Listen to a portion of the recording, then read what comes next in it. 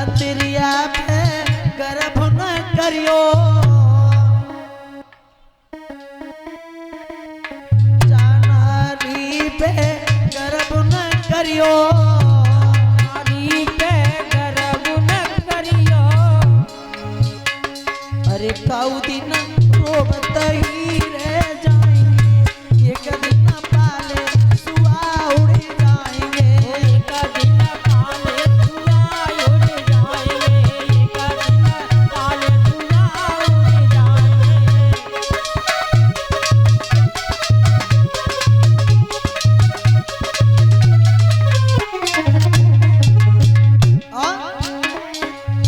इन Peyton पे गर्भ न करियो, पेटन पे गर्भ न करियो, इन पेटन पे गर्भ न करियो, पेटन पे गर्भ न करियो।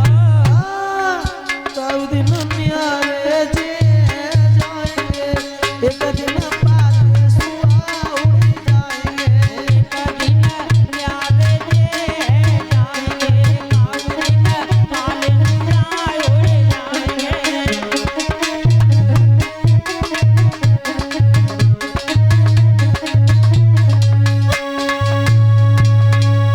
हुआ ऐसा।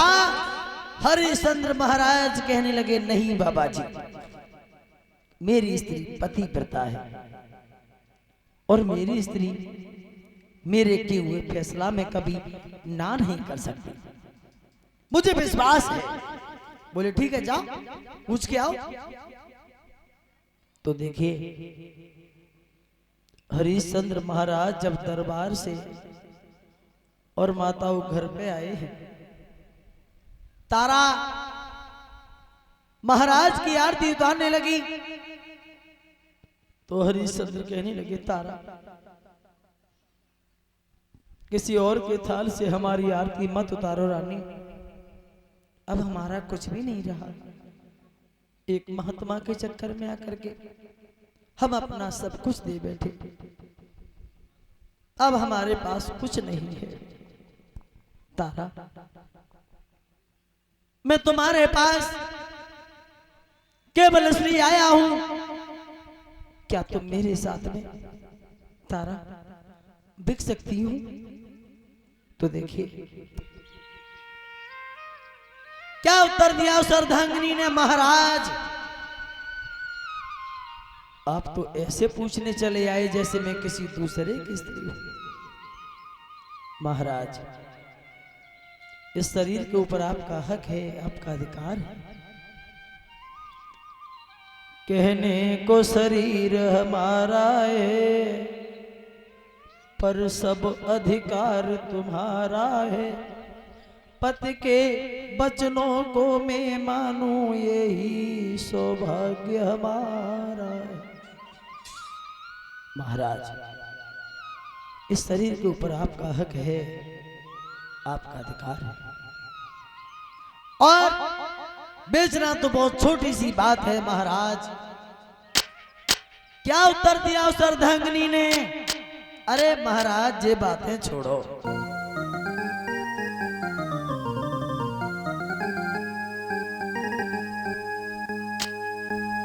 इस तन पे है अधिकार तुम्हें, और चाहे सो दशा बनाए लीजो,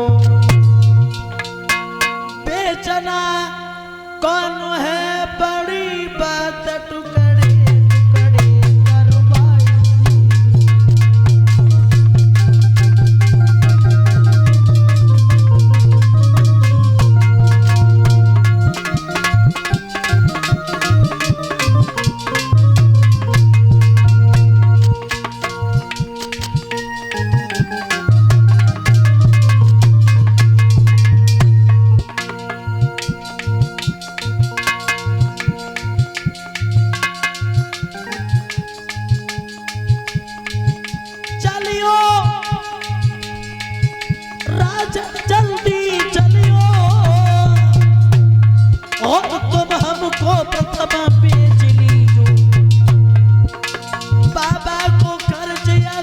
करके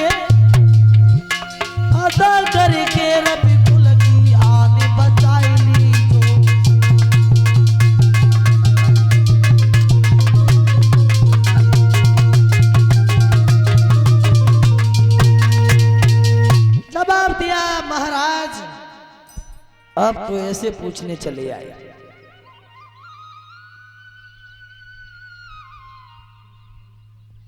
जैसे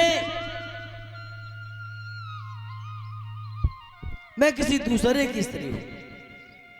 हे महाराज, इस शरीर पर आपका हक है, आपका अधिकार है।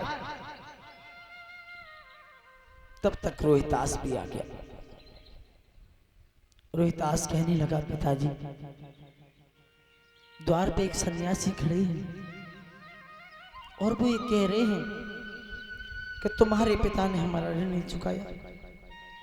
पिताजी, तुम मुझे बेच लो, मेरी मां को बेच लो, लेकिन उस महात्मा का कर्ज अदा कर दो।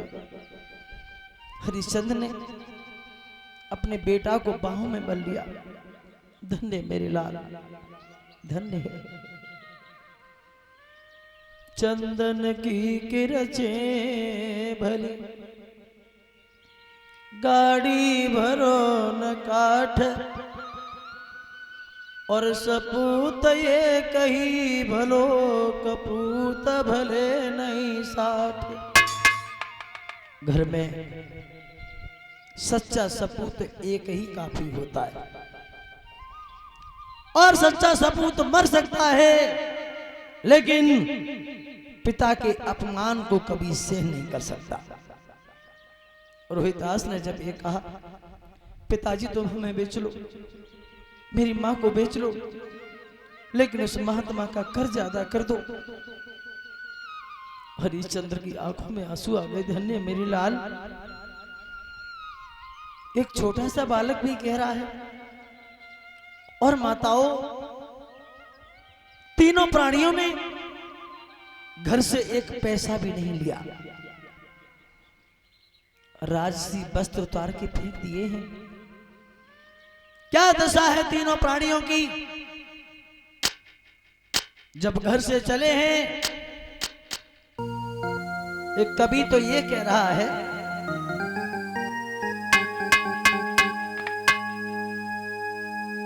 रानी को सब श्रृंगार छुटो,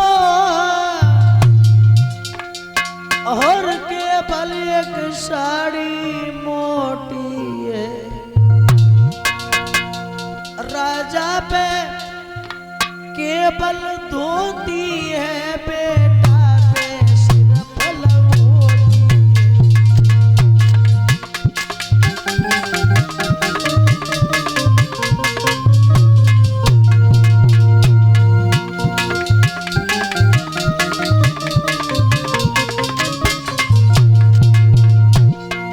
तीनों प्राणी जब घर से चले हैं, तारा की दासी रोई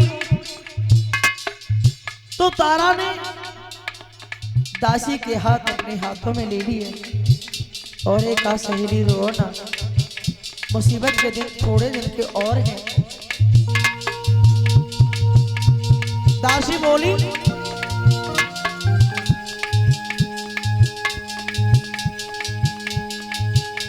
मेरी बहने तुम बिना जी ना पाऊंगी, ले चलियो संगल बाई के दर दर ठोकर खाऊंगी। भैया रोवत देख के दासी को महारानी रोने लगी।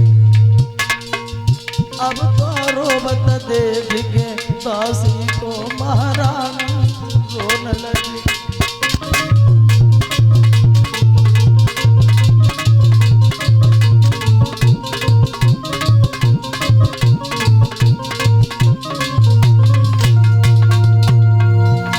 अरे रानी रोने लगी रे, देखी महारानी रोने लगी रे, देखी के रानी रोने लगी।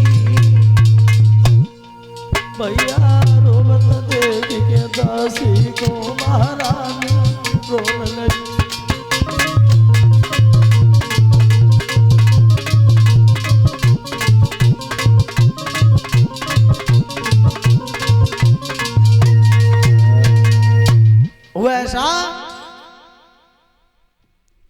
तारा ने दासी को समझाया, और एक सहेली रो ना, फिर कभी भेंट होगी, दर्शन होंगे या नहीं होंगे पता ना।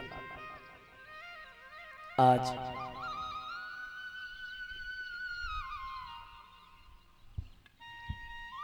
और ये 100 रुपये का पुरस्कार हमारे पास आया है।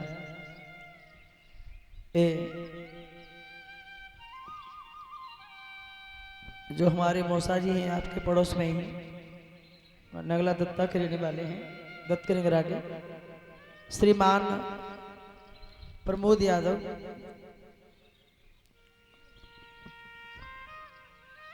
और मौसी जी जो 100 रुपया हमारे पास भेंट कर रही हैं, श्रीमती सीमा देवी जी। हम तो सदा इनका आशीर्वाद ही चाहते हैं, इनका आशीर्वाद हमारे साथ बना रहे। भगवत श्रोताओं, इधर क्या हुआ है, जब ये तीनों प्राणी चले हैं तो हरिश्चंद्र ने विश्वामित्र ब्राह्मण से एक बात कही, अपनी जन्मभूमि को, अपनी उस मातृभूमि को प्रणाम करते हैं और कहते हैं, मां मैं तुम्हें छोड़ करके हमेशा हमेशा के लिए जा रहा हूं। प्रजा के लोगों से क्षमा मांगी है और विश्वामित्र ब्राह्मण से आंखों में आंसू लेके एक बात कही है, बाबा जी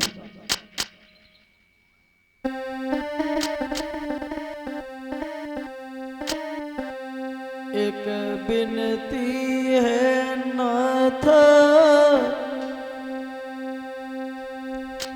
हमारी